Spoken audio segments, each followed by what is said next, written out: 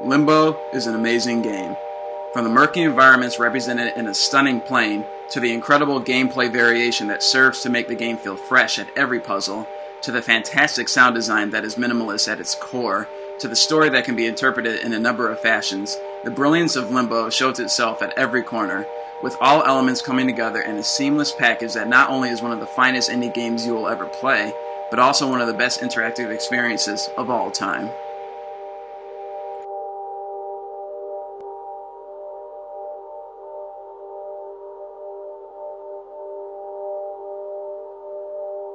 Set in Limbo, you take control of a boy who must venture through the land to find whatever it is he is seeking out.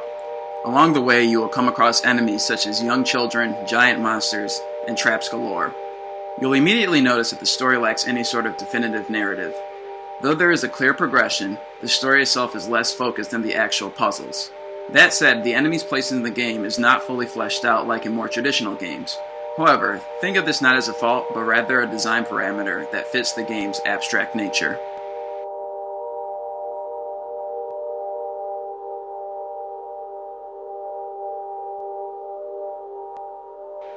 The key phrase for Limbo is humble innovation.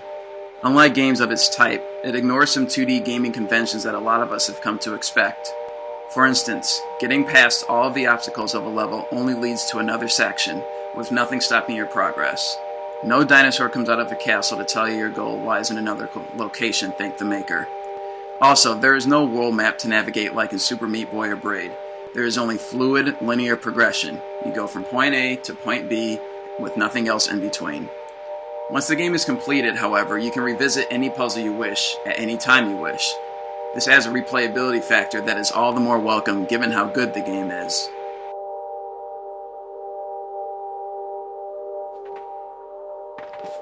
The controls are simple and effective. Essentially, there's only the jump button and the grab button, which are both utilized effectively. There are no power-ups to speak of, just certain items that serve to impede or progress you. Though each puzzle has its own different vibe and solution, the simplistic gameplay functions might make it seem as if it's repetitive. However, given that the minimalist function complements the ebb and flow of the world from the black and white palette to the in and out soundtrack, this is not necessarily a bad thing. It's just one of those cases where it works here, but wouldn't necessarily work in another game. The footage you're watching right now does not do justice to the beauty of this game. Though lacking any sort of dynamic color, and admittedly, it would have been a nice touch if highlights a la Sin City had been added, Limbo is simply a stunning game to look at. The depth of field effects make the 2D plane deceptively 3D-like. The contrasting is superbly done because nearly every surface is discernible from the other, and despite the tone, the world itself feels organic and flowing for the lack of a better word. The buttery smooth frame rate never gives, though at this point in video game development, 2D games should never suffer from hitches, helping every surface, every living creature move in beauty as they were meant to.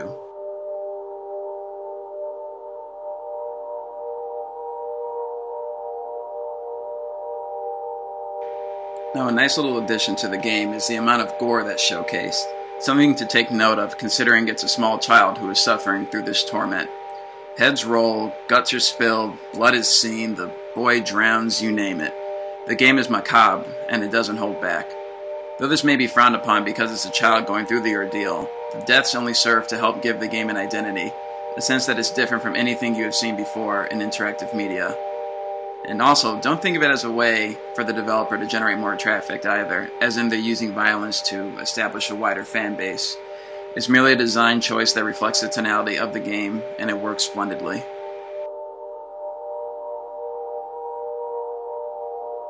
Aside from this, the design is just as smart as it is gorgeous. The contrasting in black and white, along with the depth of field effects, help solving every puzzle feel like fun, and not like a chore. There aren't many times where you'll find yourself scouring a level trying to find the item that brings forth a solution, and I really have to commend the designers for this. Too often in puzzle games are their difficulties dependent on vague gameplay tics and uber-hidden items that serve to artificially lengthen the game. Limbo can prove to be a challenge at times, but you won't find yourself going to YouTube trying to find solutions too often, if at all. What makes it work is how well the world is characterized. how it is gorgeously and aptly represented to bring forth a puzzle platformer that prides itself off of simplicity, and it pulls it off while also being a stern enough challenge that makes you feel satisfied after completion of its puzzles.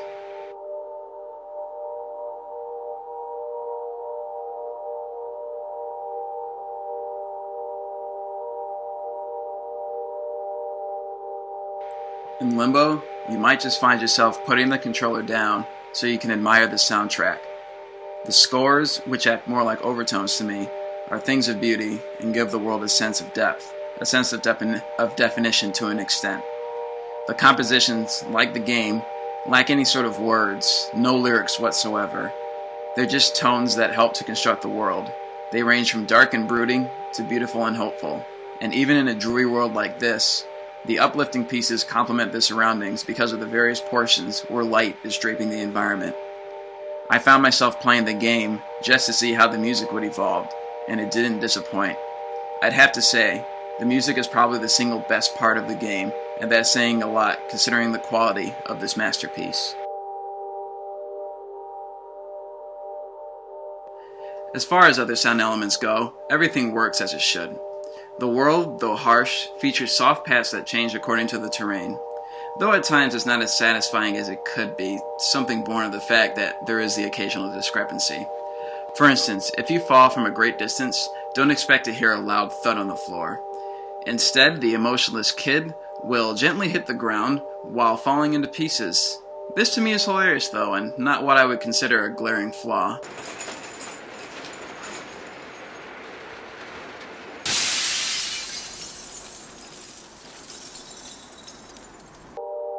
Now, this is usually the point where I describe the story, going into detail about plot elements that help to mold the game. This time, however, there really isn't anything to say. The story is about a boy finding his way. Now, I don't make a habit of spoiling things, so I won't reveal what he comes upon, though I'm sure many of you have already played this game, so know what happens anyway. Where he is up to interpretation. What the last frame is up to interpretation. What state he is in is up to interpretation. I'll just cut this short. Everything is up to interpretation, and it fits the game perfectly. There are no dynamic characters, so no over-the-top villains, no plot devices, nothing. It ignores the conventionality of stories and games and creates something that serves to bring up more arguments that lead to stalemates as opposed to ooh, ah moments. It works for the game because the product itself is amorphous, yet consistent. Plainly speaking, I have no idea what the game is trying to say, and I like it.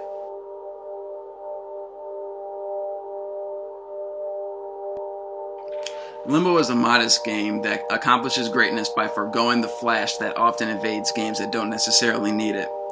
Simply put, what Limbo is not a long game filled to the brim with overwrought cliches and dastardly villains out to destroy the world.